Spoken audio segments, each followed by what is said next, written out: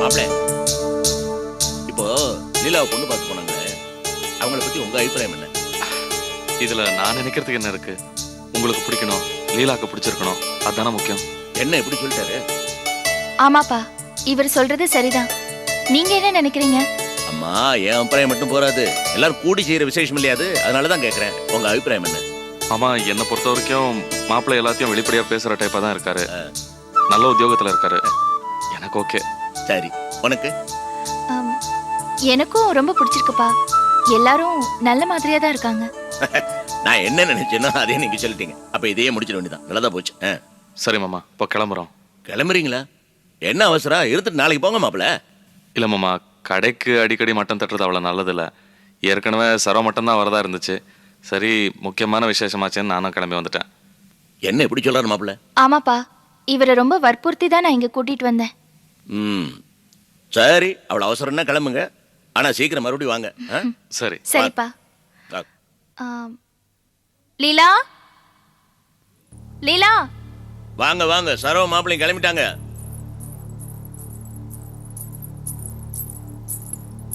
வரேன் லீலா, வரேன் பவானி.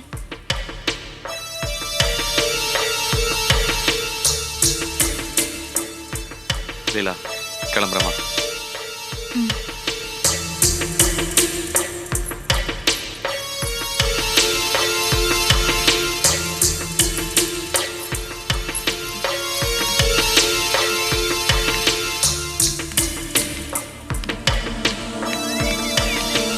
சரி மாப்பிள, உடம்பு பாத்துங்க. சரிப்பா, நீ இந்தம்மா.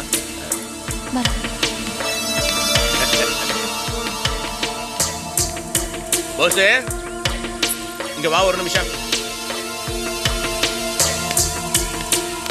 என்னமாமா? அந்த கோபால் சார் நிலம் கிரைம் பண்றதுக்கு பேசிட்டு போனாங்கல்ல, அது என்ன கிணத்துல போட்ட கல்லு மாதிரி இருக்கு, அவசரப்படுத்தணுமே. அதான் பேசி முடிச்சுமே மாமா. ராமையா தான் வந்து டைம் கேட்டாரு.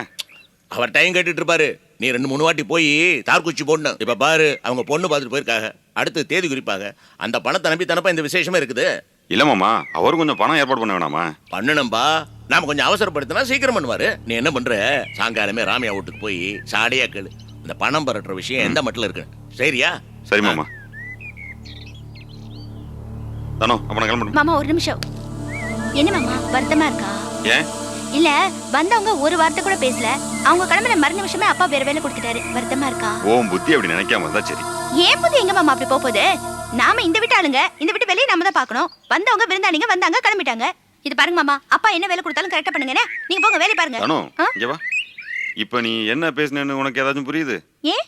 இல்ல, எனக்கு எதுவுமே புரியல, அதுக்கு தான் கேட்டேன்.